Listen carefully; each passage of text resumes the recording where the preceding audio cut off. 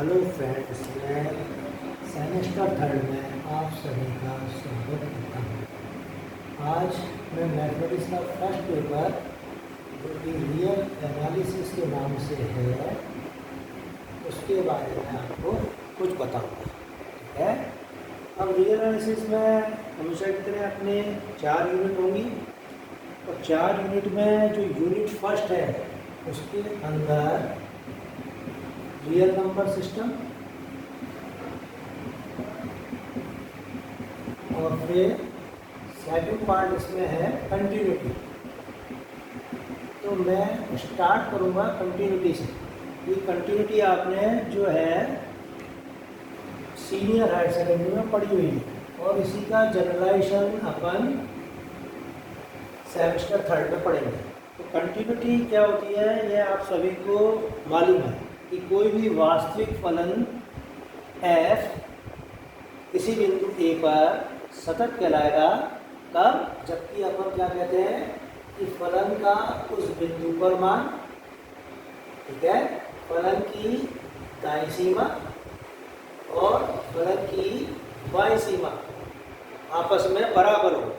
ठीक, ये चीज़ अपन सब भली बाकी से जानते हैं। अब फलन की जो दाईं सीमा है, फलन की बाईं सीमा है, फलन का उस बिंदु पर मान आपस में यदि बराबर है तब फंक्शन क्या कहलाता है, कंटिन्यूअस। लेकिन इसको मैथमेटिकल भाषा में इस रूप में भी अपन लिख सकते हैं कि limit x tends to a पर f(x) बराबर क्या होता है, f। अगर कोई कहे कि कोई फलन f(x) किसी बिंदु a पर सतत है तो आप मैथमेटिकली क्या कह दिए, limit x tends to a पर f(x) का मान क्या हो जाना चाहिए, f। चाहे वो दाईं तरफ से a पर अप्रोच करे, चाहे बाईं तरफ से a पर अप्रोच करे, और फंक्शन की a पर वैल्यू तीनों एग्जैक्टली बराबर होनी चाहिए, तभी फंक्शन क्या होता है, बिंदु a पर सतत कहलाता है। ठीक है। अब बहुत से राइटर जो लेफ्ट हैंड लिमिट है उसको इस रूप में भी लिखते हैं, limit x tends to a minus f(x), और इसी प्रकार से बहुत से राइटर राइट हैंड लिमिट को इस रूप में लिखते हैं, limit x tends to a plus f(x) की रूप में। अब ये सिर्फ नोटेशन है, इनसे आप कंफ्यूज ना हो, क्योंकि जो लेफ्ट हैंड लिमिट है इस रूप में भी रिप्रेजेंट की जा सकती है fa माइनस 0 की फॉर्म में, और लेफ्ट हैंड लिमिट को अपन इस रूप में भी रिप्रेजेंट कर सकते हैं। इसी प्रकार राइट हैंड लिमिट को अपन fa प्लस 0, और इसी प्रकार राइट हैंड लिमिट को अपन limit x tends to a plus f(x) की फॉर्म में भी रिप्रेजेंट कर सकते हैं। ये सिर्फ एक नोटेशनल फॉर्म है जो आपको आनी चाहिए। अब कुछ क्वेश्चंस जो कि अपन इस साल पढ़ेंगे वो वही हैं जो कि अपन ने सीनियर के अंदर किए थे, और सीनियर में अपन ने कौन कौन से क्वेश्चन किए थे उनके बारे में अपन आज डिस्कस करेंगे। तो पहला क्वेश्चन जैसे अपन कहते हैं कि फंक्शन f(x) बराबर क्या है, कि x साइन 1/x, जबकि x does not equal to 0 है, और x बराबर 0 पर फलन का मान क्या है, 0 है। फलन क्या दिया है अपने को, x इंटू साइन 1/x, जबकि x 0 नहीं है, और जब x बराबर 0 है तो फलन का मान क्या है, 0 है। और इस फलन की अपने को सातत्यता की जांच करनी है x बराबर 0 पर। तो आप कैसे करते हैं, सबसे पहले फलन की दाईं सीमा अपन निकालेंगे, और दाईं सीमा अपन कैसे निकालते हैं कि f(a) प्लस 0, और a का मान यहाँ क्या है, 0।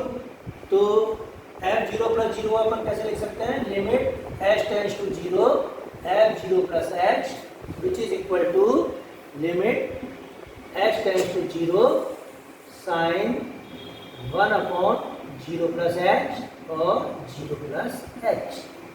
ठीक है। अब ये जो चीज़ है इसको अपन क्या लिख सकते हैं, limit h tends to 0 h, limit h tends to 0 sine 1/h। ठीक है।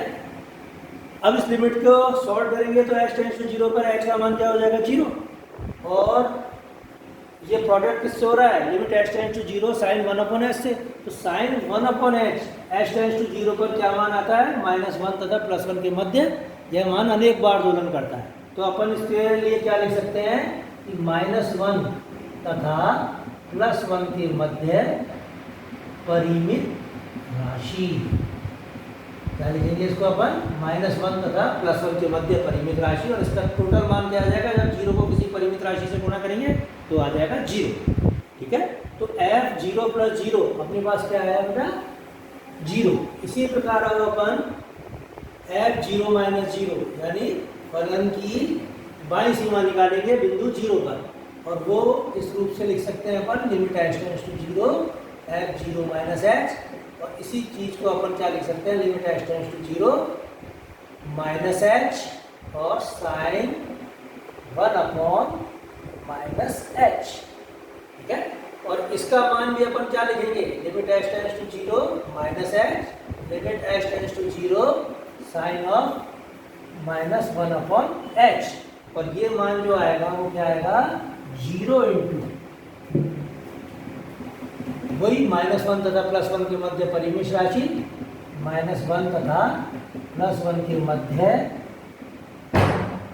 परिमित राशि, और जब परिमित राशि को 0 से गुणा करेंगे तो वापस इसका मान क्या आएगा? 0।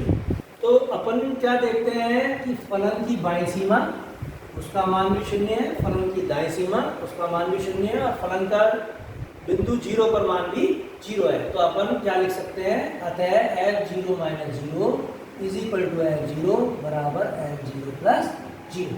तो अपन ये कह देते हैं आसानी से कि फलन जो है बिंदु 0 पर सतत है। क्या कहते हैं अपन? फलन fx x = 0 पर सतत है।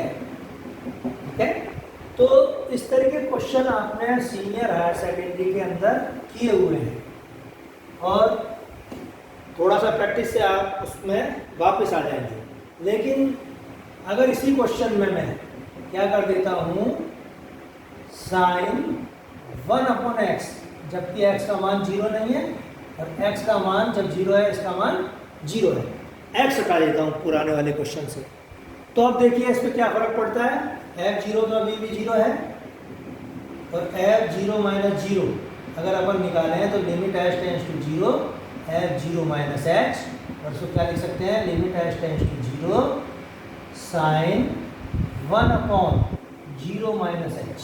ठीक है, और साइन 1 - थीटा क्या होता है? आप ये लिख सकते हो माइनस साइन थीटा, तो माइनस साइन 1/h, और इस h टेंड्स टू 0 पर साइन 1/h की वैल्यू अब क्या आएगी? वो आप ये कहोगे कि राशि जो है -1 तथा +1 के मध्य अनेक बार दोलन करती है, अतः सीमा का अस्तित्व नहीं है। तो आप क्या लिखोगे? -1 तथा +1 के मध्य परिमित राशि, और इसका मतलब क्या हुआ कि x = 0 पर दिए हुए फलन की बाईं सीमा का अस्तित्व नहीं है। क्या लिखेंगे अपन? कि x = 0 पर f0 - 0 का अस्तित्व नहीं है। इसी प्रकार f0 + 0 का भी अस्तित्व नहीं होगा।